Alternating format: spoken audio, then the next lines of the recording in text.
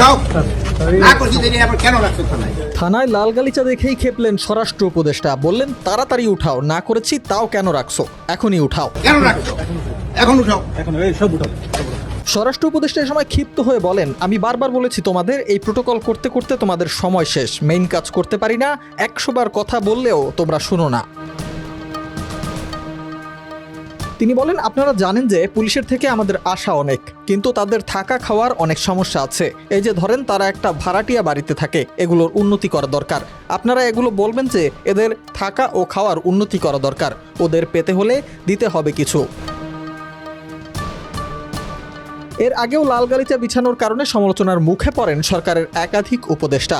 এবার সিলেটের বিমানবন্দর থানায় লাল গালিচা দেখে ক্ষিপ্ত হলেন স্বরাষ্ট্র উপদেষ্টা জাহাঙ্গীর আলম চৌধুরী। এ সময় সাবেক প্রধানমন্ত্রীর বিরুদ্ধে ইন্টারপোলে চিঠি পাঠানোর পর আপডেট আছে কিনা এমন প্রশ্নে তিনি বলেন, ইন্টারপোলের আপডেটটা আগে যেটা আছে ওই অবস্থায় আছে, আপডেট হলে আপনাদের জানানো হবে।